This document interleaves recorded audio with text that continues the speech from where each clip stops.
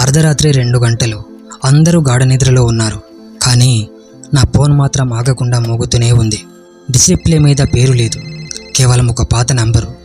10 ఏళ్లుగా నేను ఏ కాల్ కోసం అయితే ఎదురు చూస్తున్నానో సరిగ్గా అదే నంబర్ నుండి కాల్ వస్తుంది. లిఫ్ట్ చేయాలా వద్దా? ఒకవేళ లిఫ్ట్ చేస్తే అవతలి వైపు తనే ఉంటే నేను ఏం మాట్లాడాలి? అసలు తను ఎందుకు ఇవాళ ఫోన్ చేస్తుంది? మాది ఒక అందమైన ప్రేమ కథ. కానీ 10 ఏళ్ల క్రితం ఒక చిన్న గొడవ.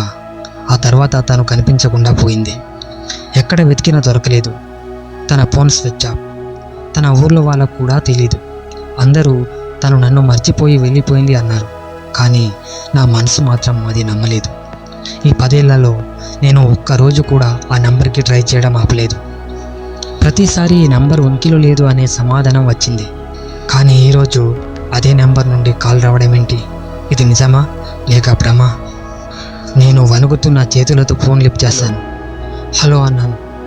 అవతల వైపు నుండి ఏ మాట లేదు, కేవలం ఒక చిన్న నిట్టూర్పు. ఆ శబ్దం నాకు తెలుసు, అది తనదే. నిత్య నువ్వేనా అని అరిచాను.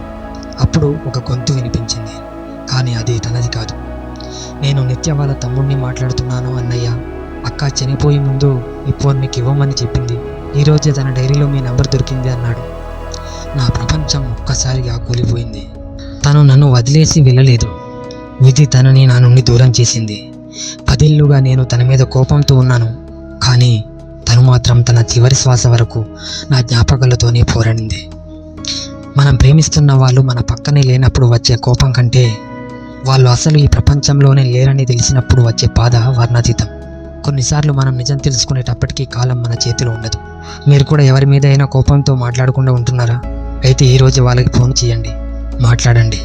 ఎందుకంటే రేపు అనేది మన చేతిలో లేదు. ఈ కథ మీ మనసుని తాకి ఉంటే కామెంట్లో ఒక లవ్ సింబల్ని ఇవ్వండి. నేను మీ హరి.